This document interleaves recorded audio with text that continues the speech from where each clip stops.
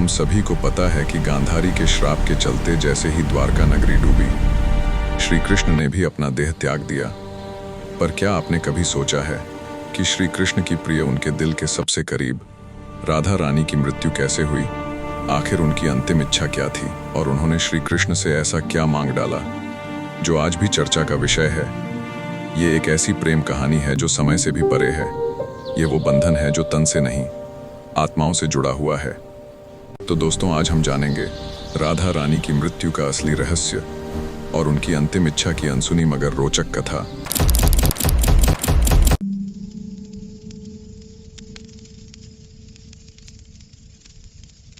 जो आज भी एक रहस्य बना हुआ है। यह कहानी सिर्फ प्रेम की नहीं है, यह कहानी है आत्मा और परमात्मा के मिलन की। यह वो बंधन है जो तन से नहीं, आत्माओं से जुड़ा होता है। बरसाने की वो पुरानी पगडंडियां जहां कभी कृष्ण की बांसुरी गूंजा करती थी, आज भी वहां एक सन्नाटा था, लेकिन वो सन्नाटा भी प्रेम से भरा हुआ था। पर इस कथा की शुरुआत ना तो बरसाने से होती है, ना ही वृंदावन से। इस कथा की शुरुआत होती है एक एकांत कुंज से, जहां वृद्ध हो चुकी राधा अपने अंतिम समय की प्रतीक्षा कर रही थी। अब वह वही राधा नहीं थी जो कभी किशोरी थी। उनका शरीर झुक चुका था, हाथ कांपने लगे थे, लेकिन उनका हृदय आज भी उसी राधा का था जो सिर्फ श्री कृष्ण के लिए धड़कता था। उनके चेहरे पर झुर्रियां थीं, लेकिन जैसे ही कहीं बांसुरी बजती, उनकी आंखों में एक चमक आ जाती, मानो समय पीछे लौट गया हो। कृष्ण जब मथुरा चले गए, तब राधा ने ना विवाह किया, ना संसार अपनाया। वह अकेली वृंदावन के एक कुंज में रहने लगी। हर सुबह यमुना तट पर जल अर्पण और हर शाम बस एक ही प्रतीक्षा, कृष्ण आएंगे। उन्हें पूरा विश्वास था कि प्रेम कभी अधूरा नहीं रहता। एक दिन यमुना तट पर जल चढ़ाते समय राधा के हृदय में एक अजीब सी कंपी हुई, मानो ब्रह्मांड उन्हें संकेत दे रहा हो। शाम को वह तुलसी के पौधे के पास बैठी और धीरे से बोली, अब मेरे जाने का समय आ गया है, लेकिन मैं तब तक नहीं जाऊंगी जब तक स्वयं श्री कृष्ण मुझे विदा न करें। मैं अपना देह तभी त्यागूंगी जब कृष्ण मेरे सामने आकर मेरा नाम पुकारेंगे। उधर द्वारका में कृष्ण के पास सब कुछ था, लेकिन फिर भी उनका हृदय खाली था। अचानक उन्हें एक खिंचाव महसूस हुआ। उन्होंने आंखें बंद की और राधा की पुकार उनके हृदय में गूंज उठी। कृष्ण उसी क्षण सब कुछ छोड़कर चल पड़े। जब कृष्ण वहां पहुंचे तो राधा तुलसी के पास ध्यान में लीन थीं। कृष्ण ने धीरे से कहा, राधे। बस यही शब्द और राधा की आंखें खुल गईं। उनके चेहरे पर अद्भुत शांति थी। उन्होंने कहा, प्रभु, अब मेरी आत्मा विश्राम चाहती है। कृष्ण ने राधा को गोद में उठा लिया और उसी क्षण राधा ने देह त्याग दिया। लेकिन यही अंत नहीं था। कृष्ण की गोद में राधा की आत्मा प्रकाश बनकर उठी और कृष्ण में समा गई। उस स्थान पर एक दिव्य पौधा उगाया। लोग उसे राधा वृक्ष कहने लगे। युग बीते और जब संसार में प्रेम का अर्थ खोने लगा, तब एक किसान के घर एक कन्या ने जन्म लिया। उसका नाम था ललिता। वह बिना सिखाए बांसुरी बजा लेती थी। उसकी धुन सुनकर प्रकृति भी थम जाती। एक संत ने उसे देखा और कहा, राधे, तुम लौट आई। ललिता को स्वप्न में कृष्ण दिखाई देते। वही बांसुरी, वही मौन। प्रेम युग बदल चुका था। अब कृष्ण अनंतानंद नाम से साधु रूप में थे और राधा फिर से उनकी ओर खींच रही थी। कई परीक्षाएं हुई, आंखों पर पट्टी, भ्रम, समाज की बाधाएं, लेकिन इस बार भी राधा ने कृष्ण को आत्मा से पहचान लिया। राजसभा में प्रेम की परीक्षा हुई और अंत में राजा ने कहा, विवाह समाज का नियम है, लेकिन प्रेम आत्मा का सत्य है। इस तरह कई युगों बाद राधा और कृष्ण का प्रेम पूर्ण हुआ और संसार ने जाना कि सच्चा प्रेम कभी मरता नहीं, वह सिर्फ युग बदलता है। राधा के देह त्याग के बाद युग बीतते चले गए और धीरे धीरे संसार में प्रेम का मूल्य कम होने लगा। लोग प्रेम को आत्मा से नहीं, केवल वासना से देखने लगे। और तभी बरसाने से कुछ दूर एक साधारण किसान के घर एक कन्या ने जन्म लिया। उसका नाम रखा गया ललिता। लेकिन यह कोई साधारण कन्या नहीं थी। ललिता बिना किसी के सिखाए बांसुरी की मधुर धुन बजा लेती थी। उसकी बांसुरी सुनते ही पेड़ों के पत्ते हिलने लगते, पक्षी झूम उठते। गांव के लोग कहने लगे, यह कोई साधारण लड़की नहीं। इसे देखकर राधा की याद आ जाती है। जब ललिता 7 वर्ष की हुई तो एक दिन वह यमुना के किनारे बैठी थी। तभी एक संत वहां से गुजरे। उन्होंने ललिता की आंखों में झांका और स्तब्ध रह गए। वह बोले, वही आंखें, वही मुस्कान, राधा तुम लौट आई। ललिता को अक्सर स्वप्न में एक श्याम वर्ण पुरुष दिखाई देता। वह कुछ नहीं बोलता, बस बांसुरी बजाता। उस धुन से ललिता का हृदय भर आता। एक दिन ललिता ने अपनी माँ से पूछा, माँ, यह प्रेम क्या होता है? माँ मुस्कुराईं और बोली, तू अभी बच्ची है, तुझे प्रेम का क्या पता। ललिता चुप हो गई, लेकिन उसकी आंखों में एक पुराना दर्द था, मानो यह प्रश्न वह पहले भी किसी जन्म में पूछ चुकी हो।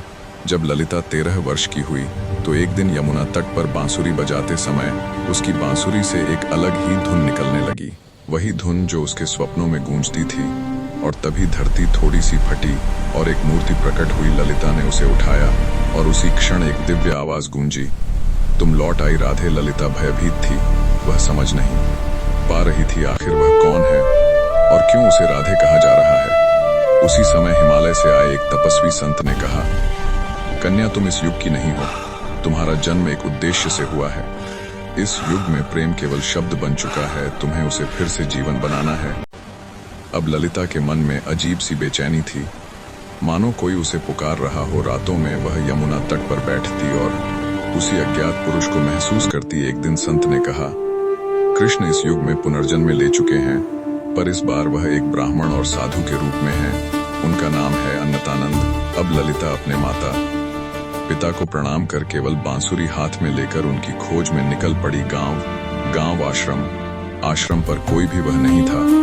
एक वृद्धा ने उससे कहा, बेटी, अपनी बांसुरी बजाओ, जो तुम्हारा होगा वह स्वयं खींचा चला आएगा। ललिता ने पहाड़ी पर चढ़कर बांसुरी बजाई और उसी क्षण कई मील दूर अन्नतानंद की आंखें भर आईं। थक हार कर ललिता ने प्रण लिया, यदि पूर्णिमा तक वह नहीं मिले तो वह यमुना में प्राण त्याग देगी। उसी रात ललिता को स्वप्न आया, राधा और कृष्ण यमुना तट पर बैठे थे। राधा ने पूछा, प्रभु, क्या इस बार भी मेरा प्रेम अधूरा रहेगा? कृष्ण ने कहा, नहीं राधे, इस बार संसार तुम्हारे प्रेम की पूर्णता देखेगा। अगले दिन वृंदा धाम में कथा हो रही थी। वाचक कोई और नहीं, अन्नतानंद थे। उनकी वाणी सुनते ही ललिता का हृदय कांप उठा और तभी दोनों की दृष्टि मिली। संसार थम गया। अन्नतानंद बोले, राधे, तुम आ गई। लेकिन तभी कुरंगनाथ प्रकट हुए। उन्होंने कहा, यह प्रेम इस युग के नियमों के विरुद्ध है। और एक कठिन परीक्षा रखी, आंखों पर पट्टी बांधकर बिना देखे बिना सुने यदि राधा कृष्ण को पहचान ले तो यह प्रेम स्वीकार होगा। ललिता ने पट्टी बांधी, लोग हंसे पर वह डिगी नहीं। कई भ्रम आए, झूठे साधु आए, पर उसका हृदय सच पहचानता रहा। अंततः वह गुफा तक पहुंची जहां अन्नतानंद ध्यान में थे। ललिता ने बांसुरी उनके चरणों में रख दी और कहा, मैं आपको देख नहीं सकती, पर मेरा हृदय आपको पहचान रहा है। अन्नतानंद ने बांसुरी बजाई और पट्टी खोली। राधे, तुमने फिर आत्मा से पहचान लिया। राजसभा में प्रेम की परीक्षा हुई और राजा ने कहा, विवाह समाज का नियम है, पर प्रेम आत्मा का सत्य। इस तरह युगों बाद राधा और कृष्ण फिर मिले और प्रेम एक बार फिर जीत गया। राजसभा में निर्णय हो चुका था, प्रेम जीत चुका था। लेकिन क्या प्रेम की जीत हमेशा संसार के साथ चल पाती है? राजा के शब्द गूंजे, यह प्रेम आत्मा का सत्य है। सभा मौन हो गई, लेकिन समाज का मन अब भी प्रश्नों से भरा था। ललिता और अन्नतानंद एक दूसरे के सामने खड़े थे। आंखों में कोई उत्सव नहीं, कोई हर्ष नहीं, बस एक गहरी शांति, मानो वे जानते हों कि यह मिलन बंधनों के लिए नहीं, मुक्ति के लिए है। उस रात यमुना तट पर चांद पूरा था, जल स्थिर था और हवा किसी प्राचीन स्मृति को अपने साथ बहा रही थी। ललिता बोली, प्रभु, क्या इस बार हम साथ रह पाएंगे या यह मिलन भी केवल क्षण भर का होगा? अन्नतानंद मुस्कुराए और बोले, राधे, जब प्रेम पूर्ण हो जाता है तो उसे साथ रहने की आवश्यकता नहीं रहती। ललिता की आंखें भर आईं। उन्होंने कहा, तो क्या प्रेम का अर्थ वियोग ही है? कृष्ण ने यमुना की ओर देखते हुए कहा, नहीं राधे, वियोग तब होता है जब मैं और तुम होते हैं। जहां केवल हम बच जाता है वहां कोई वियोग नहीं रहता। उसी क्षण यमुना की लहरों में हल्का सा प्रकाश उठा। आकाश में बांसुरी की धुन गूंजने लगी, बिना किसी के बजाए। ललिता को सब याद आने लगा, बरसाना, वृंदावन, कुंज, गलियां, पहला मिलन, पहला वियोग, सब। वह धीरे से बोली, तो मेरा जन्म इस युग में सिर्फ इसलिए था कि प्रेम को फिर से याद दिलाया जा सके। कृष्ण ने सिर हिलाया, जब संसार प्रेम को भूल जाता है तब राधा फिर जन्म लेती है। अगली सुबह ललिता आश्रम में नहीं थी, न यमुना तट पर, न वन में। लोग ढूंढते रहे, लेकिन केवल यमुना किनारे एक कमल खिला मिला। जिससे बांसुरी की सुगंध आ रही थी। उसी दिन अंतानंद ने भी आश्रम छोड़ दिया। उन्होंने कोई उपदेश नहीं दिया, बस इतना कहा, जब प्रेम पर तुम्हें बांधने लगे तो समझ लेना वह प्रेम नहीं रहा। कई वर्षों बाद एक बालिका यमुना किनारे खेलते हुए बांसुरी बजाने लगी। किसी ने नहीं सिखाया था, लेकिन धुन बहुत जानी पहचानी थी। एक वृद्ध साधु ने आंखें बंद कर लीं और कहा, प्रेम फिर लौट आया है।